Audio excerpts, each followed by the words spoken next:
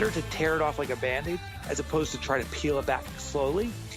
When we try to cut one expense here, one expense there, that's actually when it becomes overwhelming in figuring out what should I cut now.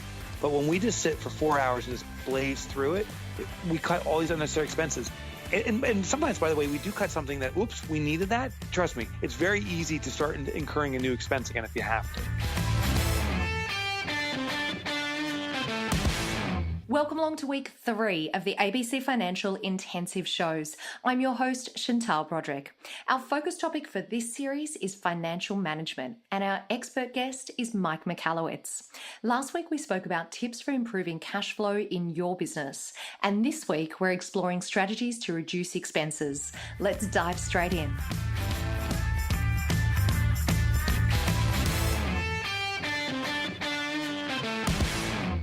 Mike, welcome back now to week 3 of the intensive series. I'm back. It's great to be here again. We're having a blast so far, and hopefully everyone's done their homework after last week. What do you reckon? I give it 95%. The 5% who didn't do it, just put this on pause right now and do it now. Set up that bank account. I mean, if you're serious about being profitable, you have to have that in place. Okay, so for the 95% of people that we think did do their homework from last week, let's dive into it, because in order to make profit, we can sell to a new customer, we can sell more to our current customers, we can reduce our expenses, and that's where our focus is today. Mike, can you take us through some strategies to reduce our expenses? Yeah, so like I was telling you last week, we have an estimated 40,000 companies globally now doing Profit First.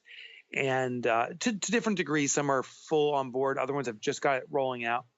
But one thing we found as we collect all our case studies, and we now have about 2,000 documented case studies, what we find consistently is any business, and there's probably that one out there that can't, but almost any business can cut costs by 10% immediately. So what I want you to do today is look at all of your costs, and this should be on your profit and loss statement. We talked about that in week 1. You may want to print out what's called your general ledger or general ledger, which breaks down all of your different accounts, what your accounting system attributes inflow and outflow of cash to. But look through your P&L and see where you're spending money and become hypercritical of it. Is this a cost or an investment? So I want you to distinguish everything. A cost is money that you spend where once the money is out, there is no future return. It's a one-time trade-off. An investment is something where you put the money out and then there's an ongoing return. So, and it has to be an appreciable, measurable return.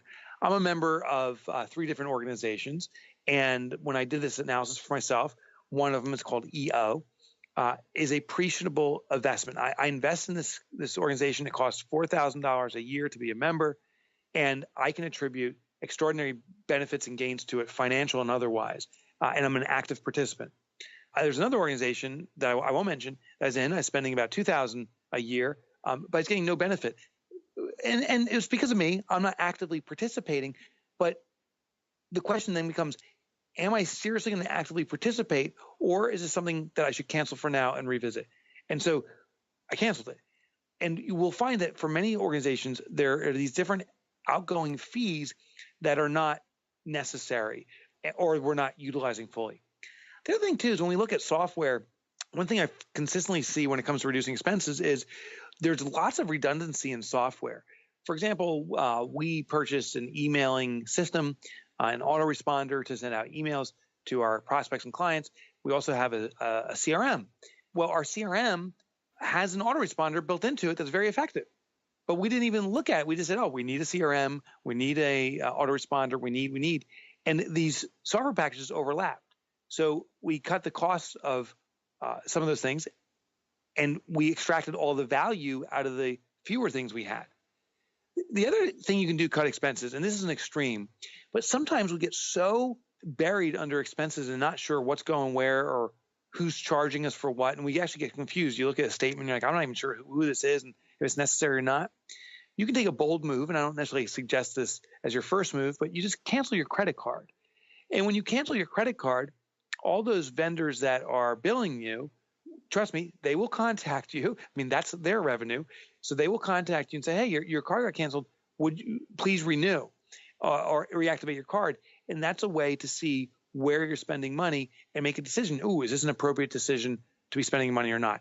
Now, I am not saying to back out of any of your obligations. When you commit to something, I believe we need to be true to our word and commit to things. But sometimes we get lost in the quagmire, or the mire, if you will, of all these different expenses and don't know where to start. Stop the cars and restart, and you can look what's going on. So that's some basic ways to cut expenses. There's others too: bartering, co-buying, teaming up with other people. Used. I'm a huge fan of used. I've used everything: used cars, used furniture, used equipment. One example is my computers. I have 8 employees. We redid our office.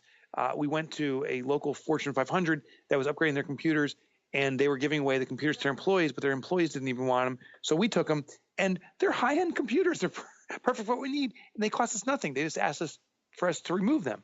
So there's always ways to cut expenses. Whenever you consider something for your business, maybe more office space is the example I'm thinking of, you have to have the alternative plan in place first. That's what empowers us to reduce our costs. So when I was looking for new office space, we found a second office space and the third option, which was renovating a portion of my house to fit 8 employees. My house can only fit about 3 employees, so we had to expand and renovate space. But we knew the approximate cost for each. Then when we went to our primary choice, this nice office suite down the road, we were very candid with the landlord. We said, listen, we love your space. It's our preferred choice, but we have to be very economical because we treat our business healthily and we want it to be very profitable and sustainably profitable. So therefore, this is the position what we're to afford. Now, he was asking candidly for about $3,500 for rent. And we said, our budget a month, our budget's $1,000 a month. And we said, it's such a disconnect. We don't even think this is something you want to consider. He said, you know what? Let me think about it. And he literally came back a couple of days later and said, here's the God honest truth. You're on the 3rd floor of this building. There's no elevator. People don't like a walk up like this. I'll take $1,000 a month. And then after 6 months, let's sit down and see if I can bump you up to $1,500. And then we'll stick with that. Is that fair? And we said, absolutely. So we acquired the space not by being brutally hard negotiators, by taking advantage of someone else. We just had the facts going into a situation, said, here's our options, and this is the budget we have that keeps us profitable. Does it work for you or not? And if it doesn't, okay, that's fine for him and good for him. But if it does, you get a good result. And now we love our office space and we can afford it. And you more than afford it, we're profitable. And you get exercise because you've got to walk up 3 sets of stairs. Right? It's true. People come. We actually at the very top there's water up there, and it says emergency water supply. You're at the top of the step. Hey, Mike, one of the things that's going through my mind is, as a fitness business owner, I think quite often it's hard to allocate the time to do this kind of analysis of our expenses, even though we're sitting here and probably going, yeah, this is going to be very worthwhile, us going through all of our expenses and seeing if there's areas that we can cut down on. How frequently do you recommend that we do this type of expense analysis for our business? I do it quarterly. So we do a quarterly profit distribution every 90 days. Out comes a check from the business. And then I get a little excited about that and celebrate. Then we do our cost cutting, because I realize that the expenses start to creep up. And quarterly, I sit down for about 3-4 hours and cut costs and say, is this really necessary? Am I really gaining benefit from this? And it just works. It just works. So it isn't that time consuming. And I did find also it's better to tear it off like a Band-Aid as opposed to try to peel it back slowly. When we try to cut one expense here, one expense there, that's actually when it becomes overwhelming and figuring out what should I cut now. But when we just sit for 4 hours and just blaze through it, we cut all these unnecessary expenses. And sometimes, by the way, we do cut something that, oops, we needed that. Trust me, it's very easy to start incurring a new expense again if you have to. Okay, Mike, so tell us, what's everyone's action to do between this week and our final week next week? Okay, this is the big one. I want you to start allocating that percentage that we determined earlier to profit plus 2%. So say you did that analysis in week 1, you found out that you have 5% profit typically, or 0. Maybe you had 0 or you had a loss. Then we'll just set it to 0. Whatever it was, your historical profit. Week 2, we set up an account. Today, what I want you to do is every time a deposit comes into your business, out of that deposit, or if there's multiple deposits in a day, add it all up and transfer that past percentage plus 2. So if it was 5% before, plus 2 is 7%. I want you transferring 7% of your income into that profit account. If you didn't have any profit before, we go from 0 to 2%, transfer 2%. And what we're doing here is we're taking our profit first. This forces your business to A, be profitable because you're taking it first, but also we're reverse engineering that profitability. You have to run your business off of the remaining money. It's the best way to ensure permanent profitability. Mike, thank you very much for joining us for week 3, and can't wait to get you back next week for our final week of this intensive series. I'll see you then. The intensive series wouldn't be possible without the support of our podcast partner, ABC Financial. Here's a quick word from one of the team. Hi, this is Mike Kelly from ABC Financial. If you have a club located in the Southeast region, Virginia down to Florida, Alabama, Mississippi, I would love to help you with your software and payment processing. You can contact me at mike.kelly, Kelly, at abcfinancial.com.